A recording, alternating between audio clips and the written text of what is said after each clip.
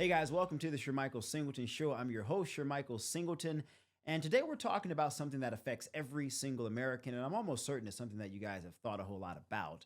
And that's trust in the media, or rather the lack of it.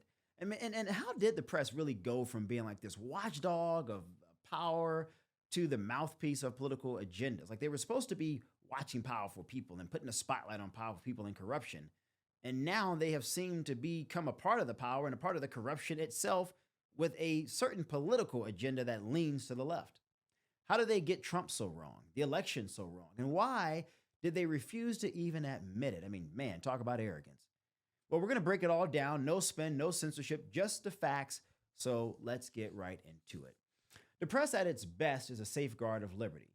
At its worst, it's an instrument of manipulation. The Fourth Estate was once revered as the guardian of truth, a noble endeavor dedicated to the rigorous pursuit of facts and the exposure of power's excesses. And that's a good thing. And yet, in our present time, we see that the very institution designed to inform and enlighten has devolved into something altogether different. The days of Walter Cronkite are over. The media has become a mechanism of control, a force of ideological distortion, a peddler of narrative rather than a seeker of truth. In recent years, nothing has so thoroughly exposed the decay of the mainstream media's credibility than its handling of President Trump. And you guys know I'm not lying about that. I mean, they can't stand Trump. Not only did the press fail in its duty to inform the public, it failed with intent, with hubris, and with contempt and disregard for the intelligence of those it claimed to serve.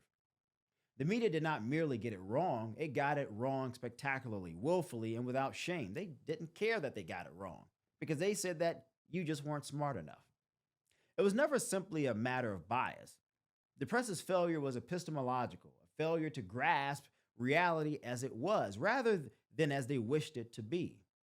To them, Trump was an aberration, an unthinkable disruption to the progressive march of history.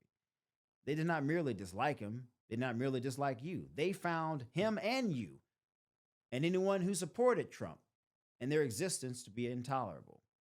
And so they constructed a reality in which he could not win, in which he did not have the support that he actually had, whether it was among younger voters or Hispanics or a certain sector of black men.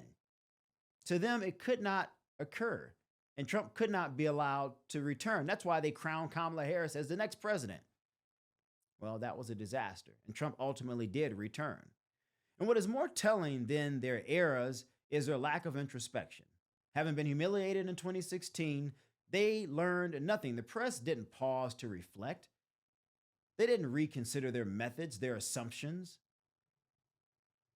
Why didn't they? Why didn't they? Why were they so detached from the electorate? They didn't care. No, they didn't care at all. Again, they didn't reconsider their methods, their assumptions, their detachment from reality. No. They told you constantly you were wrong, and they doubled down on their positions. They insisted that they had been right all along, and the reality itself of Donald Trump possibly winning again could not occur. And yet it did. And now that he's back, every single thing we've seen, all the press, print, digital, on cable news, has all been negative.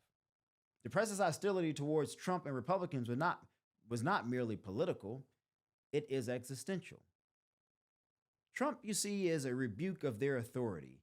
He's a disruption of the carefully crafted illusions that the media would have you believe. But truth is not simply about what is said. It's also about what is being suppressed. Consider how the Hunter Biden story was suppressed, how that was even handled by the media.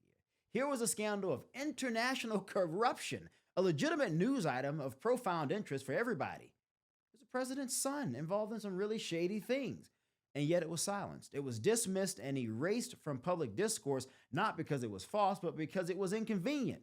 And when the media went on to say that this is just conspiracy theories coming from Trump and Republicans, we found out that they were lying, and they knew they were lying, but they tried to hide it. And so we arrive at our present condition, a media establishment that demands trust but has done nothing to earn it. They insist they are the arbiters of truth, and yet they manipulate and deceive. They lecture us on democracy while silencing voices they do not like. They claim to stand against misinformation, yet they have been the greatest purveyors of it.